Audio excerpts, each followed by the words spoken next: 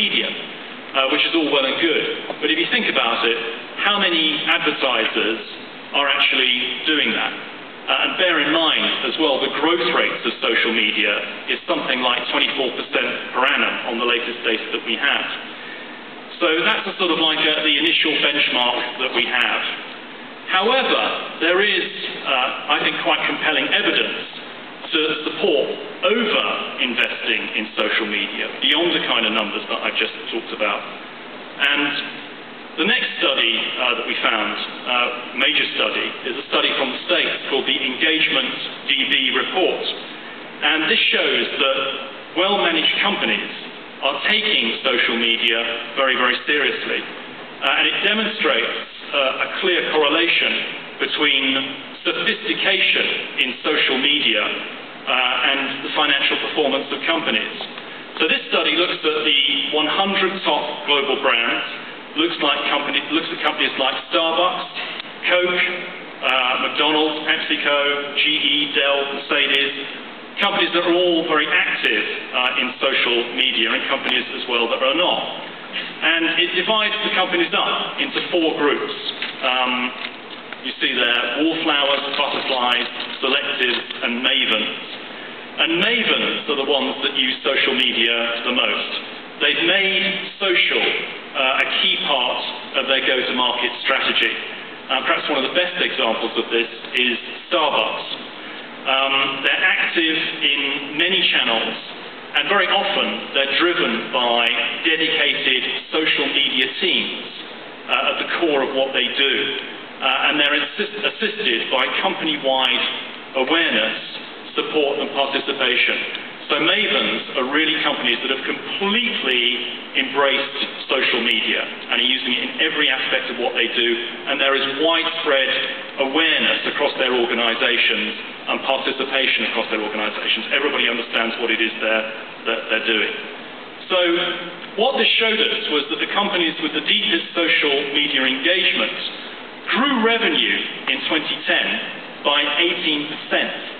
And the least active saw revenue drop by 6%. Now, this does not tell us that being socially advanced leads to a disproportionate growth in revenues and profit, but it does tell us instead that well-managed businesses are investing in social media. So that's very good correlation, but we really wanted to go a bit further. We really needed to look at causality. So the next study that we looked at was one of the earliest studies on social media conducted by Comscore and Group M back in 2009. And it suggested that social media significantly increased consideration. And the key finding of this study was that consumers exposed to influenced social media activity exhibited a 223% heavier search behavior than consumers who had not been exposed. More recently, there's a Nielsen and Facebook study that looked at 14 major social campaigns using Nielsen brand lift methodology. And this focused on brand performance, and it looked at the effects of becoming a fan and included advertisers from a wide range of different categories like FMCG, entertainment, and retail. And this got a whole lot more interesting because although organic and social account for only 10% of impressions, or rather they did last year, they have greater power and up to 3 times the effect. And if we reweight that, what we start to see is that earned media can account for 22% of overall ROI effect.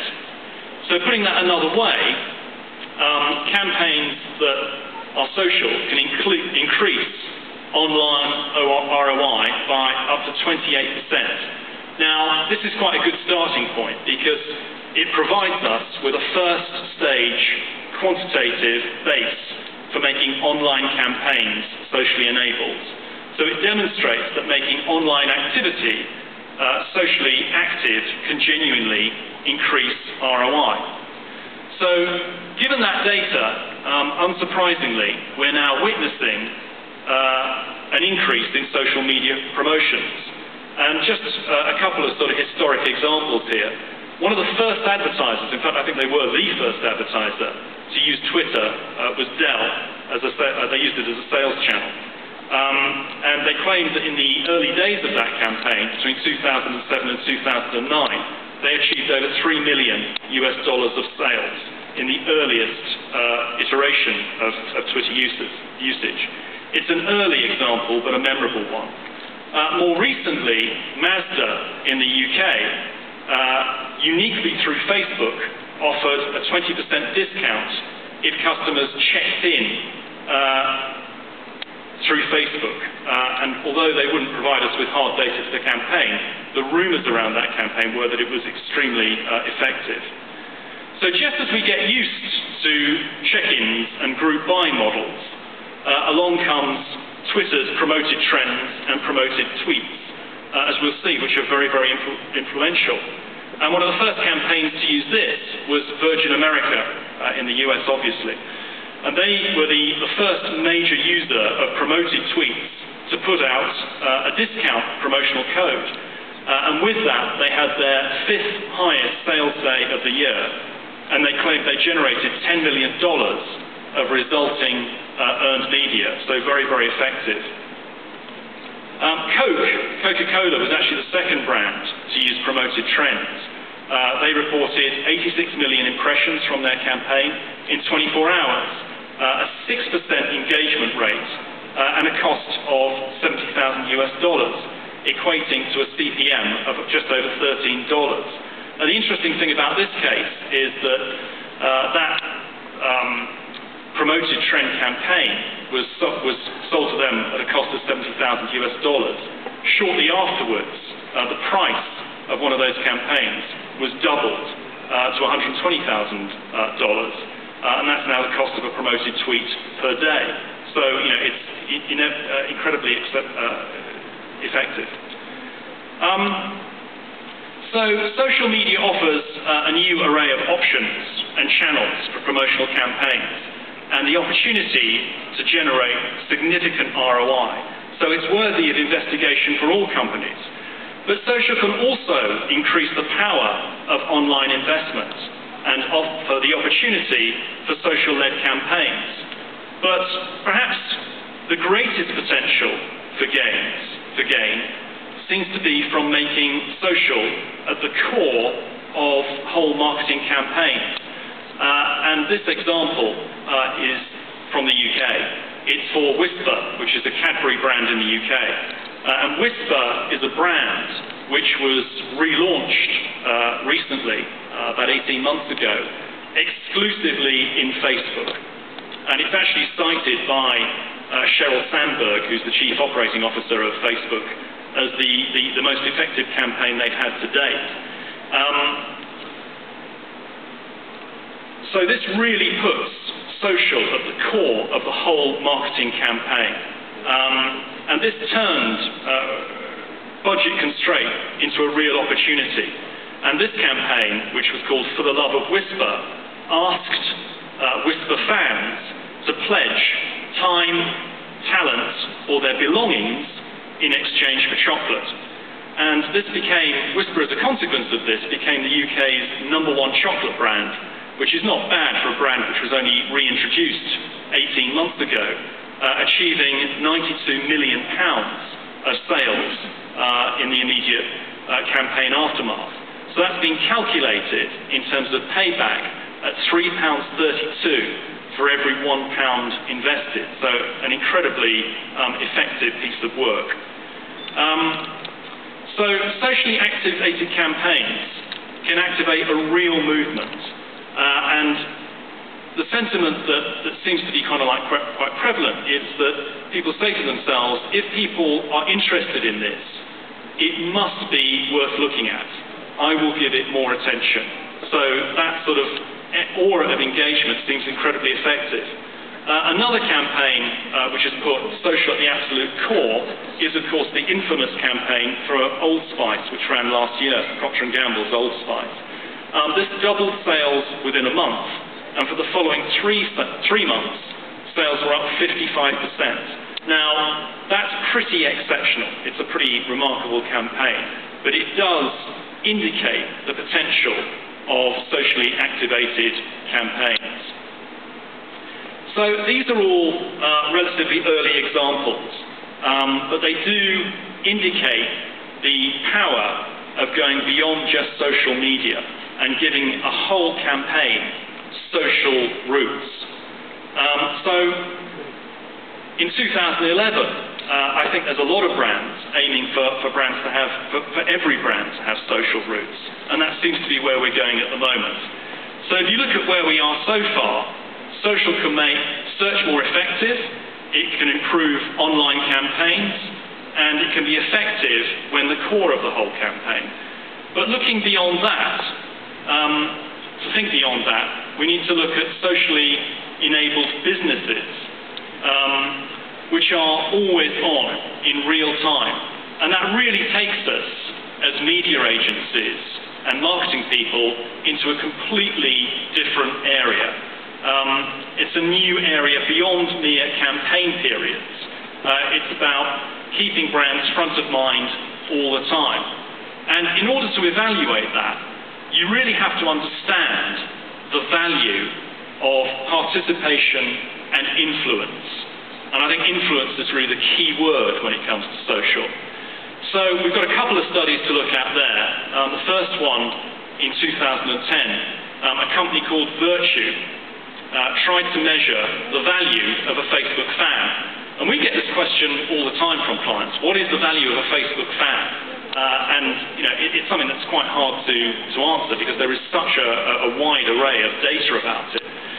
And what this company Virtue did here was to benchmark impressions against average traditional cost per thousands, and they based it around $5. It does not include the other effects of social, but makes the comparison basically with television. And their study evaluated a Facebook fan as being worth $3.60 based on existing media data.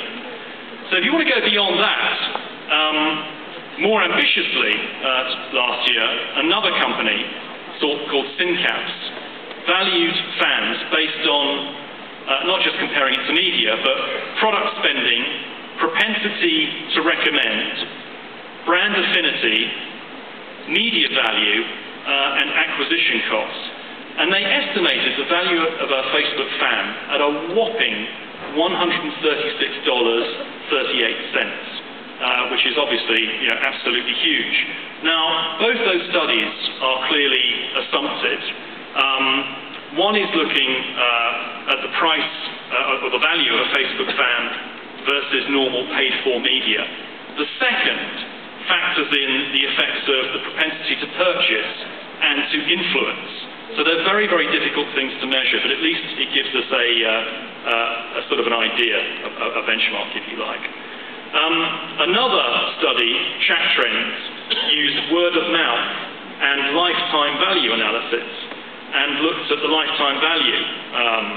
And it concluded that each social brand mention is worth 51 cents, which compares very favorably with television. So I think all of these studies must be read with a critical mind, quite honestly. Some are clearly agenda-led, but they all show the importance of building brand communities and keeping the brand alive between campaign periods.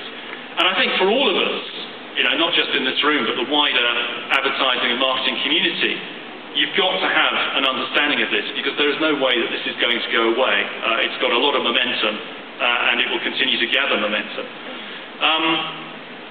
So social media can provide significant payback. It can provide an increase in consideration via search. It can provide a return from online. Social promotions can clearly be extremely powerful, and socially enabled brand campaigns, in some cases, are very, very effective. Plus, they provide the capacity to survey and co-create with participants. So, if we attempt to bring all of that together, and clearly there are many, many more lessons to be learned with this whole subject, and as social media becomes more sophisticated, there's only going to be more and more demand for specialization and knowledge in this area. And as you get location-based data, augmented reality apps, near-field communications becoming more prevalent. But it's important to sort of look at where we are today and try and get some kind of an understanding through compiling key ROI learnings. So if we try and summarize where we are today just on the data that we've got, and look at this social ROI funnel, down there at the bottom, we've learned that, just based on the studies that we have available today, that if you put social at the core of search, it can be up to 200% more effective. If you put social at the core of online, it can also be 200 to 300% more effective. If you're putting social at the core of a total campaign, it can be over 100% more effective. So, those are incredible numbers, extraordinary numbers, and I would hope as time goes by, we're going to get a much more accurate feel for this. At the same time, companies that are very active in social are seeing an 18% increase in revenue on average. And as we've just seen, a fan is worth $3.60 based on media value, and one study claims up to $136 US dollars based on total value. And a positive mention can be worth $500 on a cost per thousand basis. So, as an attempt to sort of summarize, that perhaps gives you a little bit of an idea of the data that's available today. So, I think, we all have to recognize that it's very, very early in this process. We don't have enough case studies today for the data. And social, as we found out, can also go wrong. It can backfire on you, and you clearly need to have the mechanism in place to be able to deal that. But early evidence suggests that intelligent use of social media offers the potential to double the payback from marketing communications investment. So, given this limited evidence available so far, perhaps it really is time to consider improving your social life, and certainly to devote more time to social than you have been so far. Thank you very much.